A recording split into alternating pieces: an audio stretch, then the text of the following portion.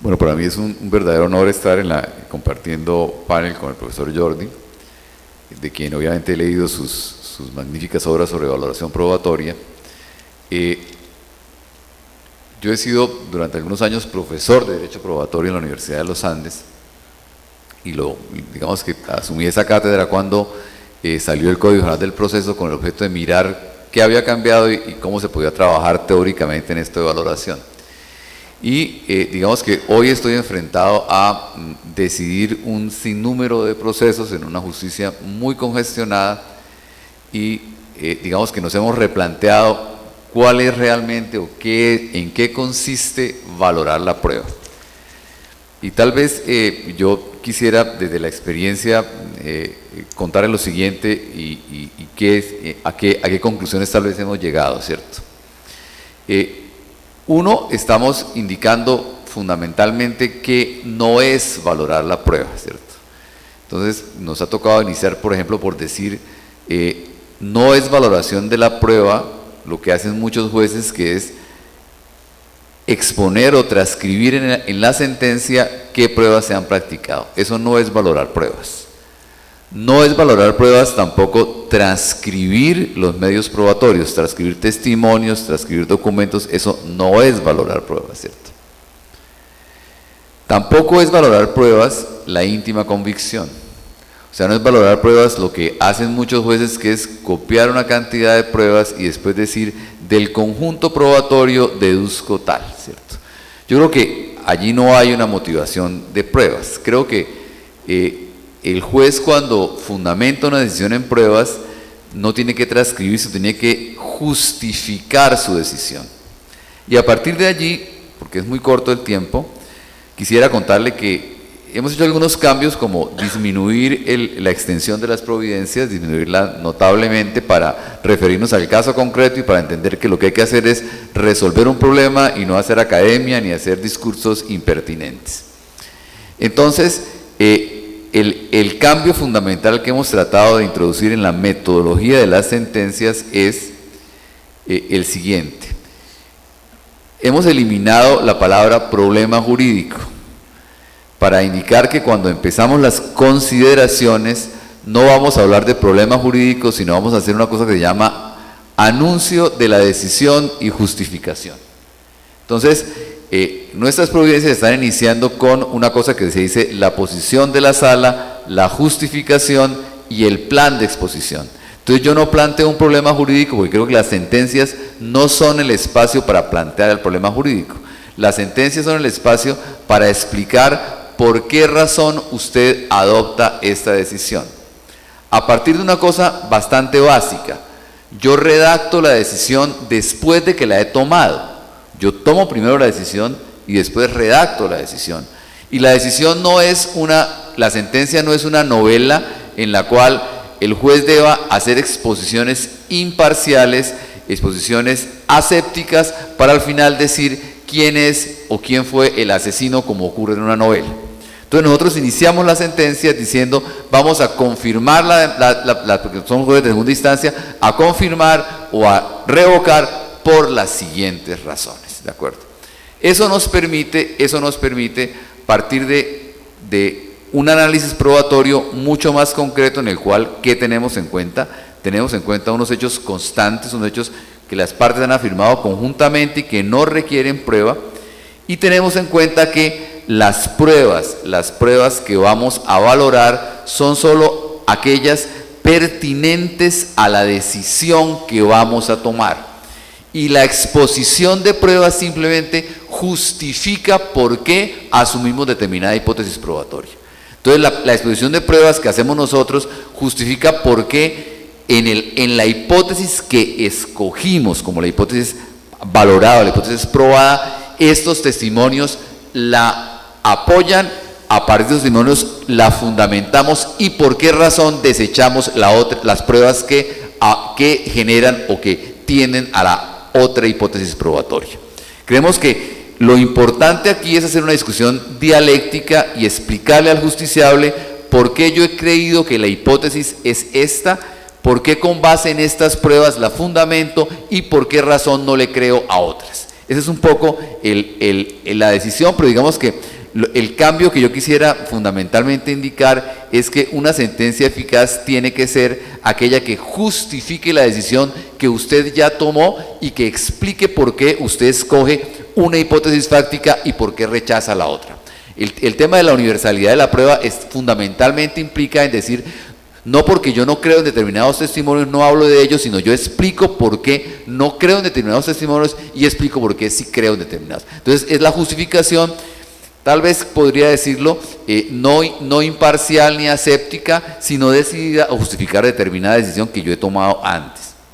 Pero el punto que me parece más importante de la exposición del profesor Jordi es el tema de lo que ha llamado como la influencia política o la influencia moral en las pruebas. Esto sí que está generando un problema en la jurisdicción y está generando un problema que uno podría denominar son los prejuicios y son las deducciones probatorias que se traen al expediente sin tener fundamento probatorio en el expediente. Eso los penalistas lo han denominado contexto y al proceso civil está llegando algo que se llama contexto. Entonces, en Colombia, que juzgamos todos los digamos que casos, ustedes han oído mucho de falsos positivos, de responsabilidad del Estado por participación en ataques de paramilitares o por participación directa en homicidios de personas inocentes. Y esto, digamos que adosado con las orientaciones probatorias de la Corte Interamericana de Derechos, ¿cierto? A partir de allí se ha creado digamos que algunos parámetros, uno como el de la flexibilización probatoria en determinados casos. Allí cuál es la preocupación que nos asalta, ¿cierto? Es decir, yo adopto un método probatorio ex ante para decir aquí seré flexible con la prueba, cuando en realidad a través de eso voy a llegar a deducir un tipo de delito o un tipo de hecho que justificaría la flexibilización. Pero lo más grave es que ocurre lo siguiente, ocurre que el juez arranca diciendo, en este tipo de hechos, como puede ocurrir en el caso de los delitos contra las mujeres o los delitos sexuales, en este tipo de hechos lo normal es lo siguiente. Entonces en Colombia hemos dicho, en las masacres lo normal era que los militares intervinieran y el método era el siguiente, o en la muerte de los funcionarios públicos realizada por las autodefensas o por la guerrilla, a veces con colaboración del Estado o con falta de protección, arrancamos a decir lo que venía ocurriendo era lo siguiente y citamos precedentes de casos donde se ha condenado al Estado por casos similares. Y a partir de lo anterior hacemos esta afirmación, en este caso no hay ninguna prueba directa de participación de autoridades estatales en lo anterior. Pero como estamos dentro de un contexto en que el patrón de conducta es el mismo, estamos aplicándole ese contexto para decidir eventos, repito, sin pruebas obrantes en el expediente. Estamos aplicándole prejuicios políticos o prejuicios morales a este tipo de cosas. Y yo termino con un caso que es un evento que está ocurriendo en Colombia y que ha generado un gran debate, ¿cierto? Y es la responsabilidad del Estado por privación de la libertad. En la responsabilidad del Estado por privación de la libertad, la regla simplemente era indicar que cada vez que una persona es privada de la libertad y después está absuelta porque no cometió el delito, porque el juez decide que no cometió el delito, por cualquier razón la absuelve, pues esa persona tiene derecho a ser indemnizada, porque digamos que no hay ninguna justificación a que una persona esté presa 1 año o 2 años si posteriormente es declarada inocente. Pues bien, la jurisprudencia del Consejo de Estado ha venido, por ejemplo, indicando que uno ha podido fácilmente detectar que en aquellos casos en que el autor del delito es el autor de un delito sexual que ha estado acusado o de violar a una mujer o de abusar de un menor, no obstante el juez penal lo haya declarado inocente, o sea, no obstante el juez penal haya dicho no hay prueba suficiente para condenar, y esa persona va a reclamar indemnización, el Consejo de Estado niega la indemnización. Niega la indemnización porque para el Consejo de Estado esa persona sigue siendo sospechosa del delito. Son los digamos, que llamamos, tenemos falsos inocentes, ¿cierto? Entonces desconocemos ni siquiera el valor de una prueba, sino el valor de la cosa juzgada penal y la presunción de inocencia, ¿cierto? Porque hay un estándar de protección. Y hay un estándar de protección en el cual el juez dice, para el juez administrativo dice, para mí este señor era culpable. Y este señor lo absolvieron, ¿cierto? Y si a este señor lo absolvieron, yo no lo voy a premiar con una indemnización, ¿de acuerdo? Entonces, en ese estándar moral está influenciando, repito, absolutamente la labor del juez. Y yo creo personalmente que la labor del juez debe ser imparcial en la valoración de la prueba.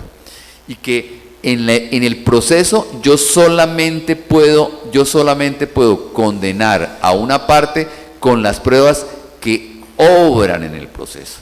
Porque el contexto se refiere a hechos que están por fuera del proceso. Y aquí, porque quisiera terminar de poner la cuestión, digamos que viene el punto de decir, pero a ver, el juez con la sana crítica, ¿cierto? Y el juez con las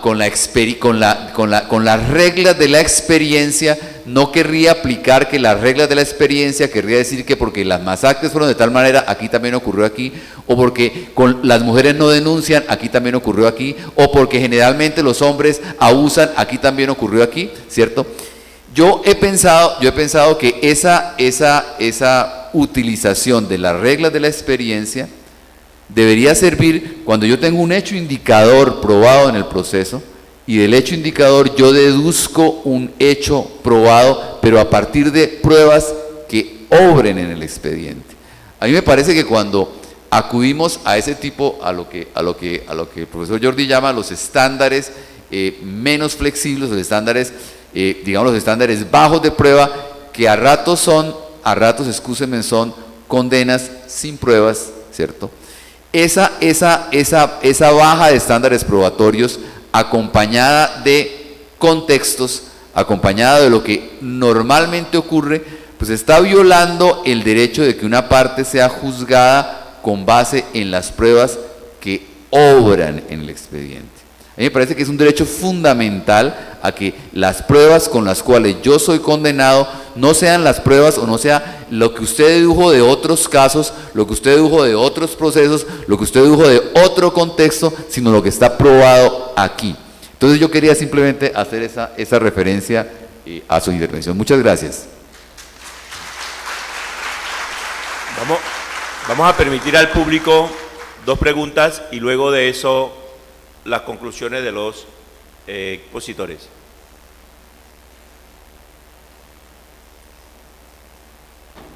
¿Preguntas?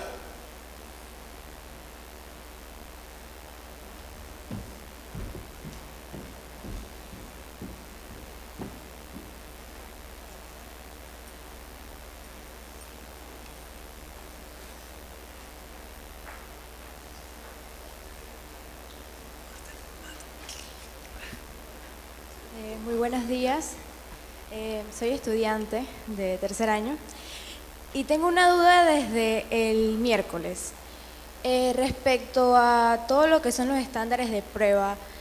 Sí, para nosotros que conocemos el derecho, que estamos familiarizados con las normas, estoy hablando del proceso penal, ¿cómo sería, o sea, no perdería su esencia un juicio que es llevado con un jurado de conciencia? No perdería su esencia si le ponemos además de que tenemos que son personas que no están familiarizados con el derecho. O sea, no perdería su esencia el hecho de que le pongamos estándares de prueba al hecho de la convicción psicológica de estas personas? Gracias. Muchísimas gracias por la pregunta, que es muy pertinente. Fíjese, la sentencia VRP contra Nicaragua de 2018 de la Corte Interamericana de Derechos Humanos, a la que me refería el miércoles, y respecto de la que decía que, bueno, mi opinión es internamente contradictoria respecto de los problemas de los estándares de prueba y de la exigencia de motivación. Yo creo que esa sentencia, que comparto en un 95%, muestra dos tipos de cosas. Primero, un tipo de problemas es qué sucedió en el caso que se está enjuiciando y si había irregularidades en el procedimiento penal. Era un caso de violación de una niña de 8 años por parte de su padre, y si en ese procedimiento donde el señor fue absuelto, ¿no? y quienes son los reclamantes es la niña y en su nombre la madre, si en ese procedimiento se violaron determinados derechos, en este caso derechos de la víctima. Bien, la Corte dice sí, se violaron esos derechos, condena a Nicaragua y además las violaciones fueron muchas y graves. Bien, totalmente de acuerdo. Pero los reclamantes, y la Comisión Interamericana formulan un segundo argumento y dicen, fíjese que según el derecho procesal penal nicaragüense, que coincide en este caso con 28 estados más en el ámbito de la jurisdicción de la Corte Interamericana, 28 países más, según el derecho procesal penal nicaragüense, este tipo de casos se deciden, 1, mediante jurado, 2, íntima convicción, es decir, jurado de conciencia, y 3, sin motivación. Y esto es, dicen las reclamantes y la Comisión Interamericana, contrario al debido proceso. La Corte Interamericana dice no es contrario al debido proceso, por las razones autocontradictorias que intenté señalar el miércoles. Mi respuesta es sí, es contrario al debido proceso. Sí lo es, y además es una grave afectación, gravísima afectación al debido proceso. ¿Esto afecta a la esencia del jurado por conciencia? Sí, afecta a la esencia del jurado por conciencia. Resultado, consecuencia, el jurado por conciencia en un sistema protector de los derechos es una institución a eliminar. Esa es mi respuesta. Muy bien. La siguiente pregunta.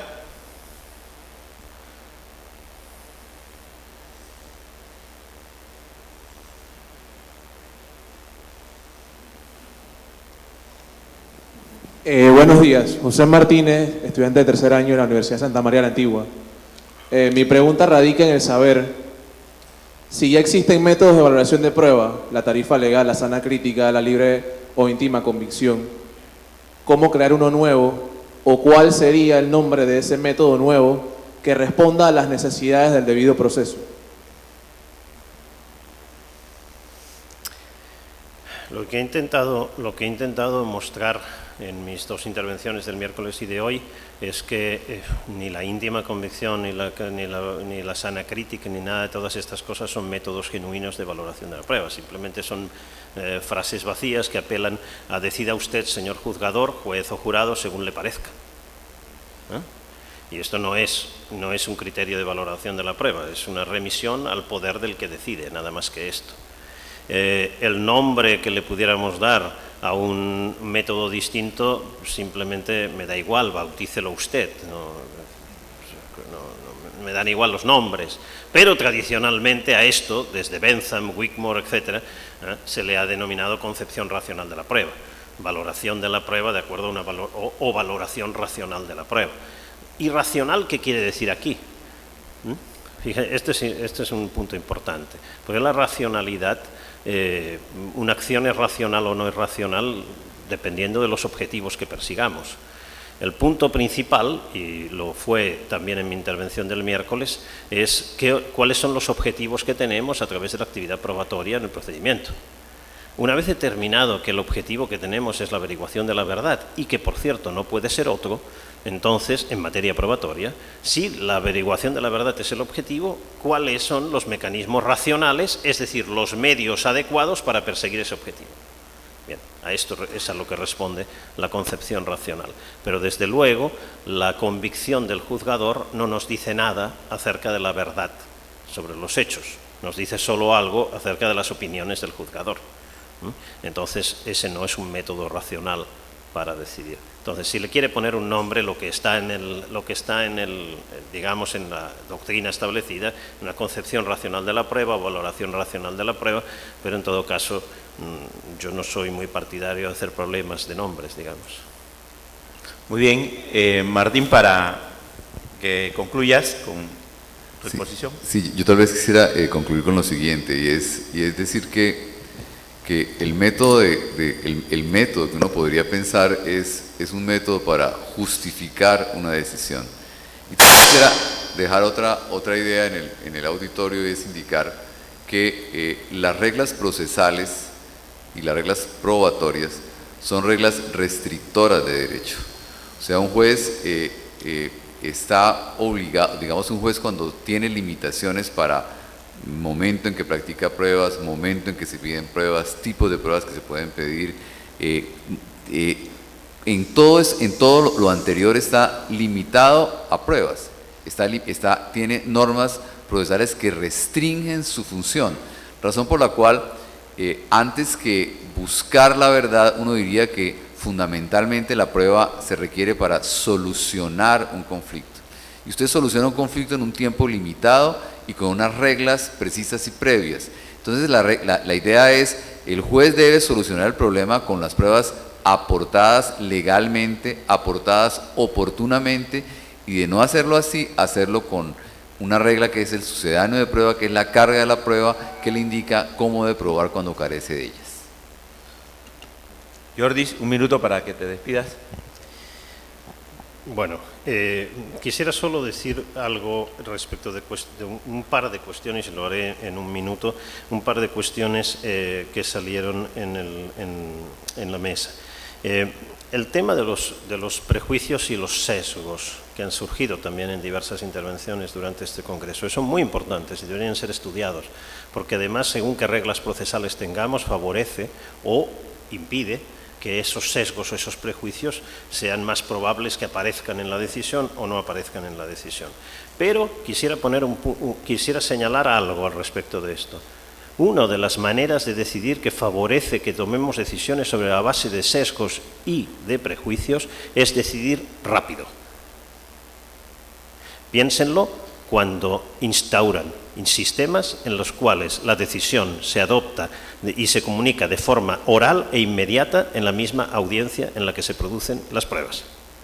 Decidir rápido es la manera más fácil, más directa, para tomar decisiones sobre la base de nuestros prejuicios y nuestros sesgos. La rapidez no es el único valor. Y por tanto, hay un psicólogo cognitivo, Daniel Kahneman, premio Nobel de Economía, nada menos, escribe un libro que les recomiendo a todos, Pensar rápido, pensar despacio, y muestra precisamente esas dos maneras de tomar decisiones y cómo con una u otra manera estamos más o menos sujetos a equivocaciones. Por tanto, decisiones inmediatas son decisiones que nos llevan normalmente a más probabilidad de error, porque tomamos decisiones sobre sesgos y prejuicios. Segunda cuestión, cuando se habla de la flexibilización probatoria, es decir, bueno, bajemos el estándar, lo que quiere decir la flexibilización probatoria. Fantástico, pero mi pregunta sigue siendo, ¿bajémoslo hasta dónde? ¿Y desde dónde? No sabíamos cuál era el anterior y ahora me dicen flexibilice, dice, ¿y hasta dónde? Yo ya estoy de acuerdo que para ciertas cosas flexibilicemos el estándar, es decir, tengamos estándares menos exigentes que para otras cosas, pero simplemente díganme cuáles son. porque si no sabemos cuáles son, si nuestros legisladores no hacen el trabajo de decidir cuáles son y establecer cuáles son esos estándares, simplemente no tenemos protegidos nuestros derechos procesales y no tenemos seguridad jurídica. Este es el problema. Por tanto, necesito determinar cuáles son esos estándares y esos niveles de exigencia, no simplemente hacer frases vacías. Gracias.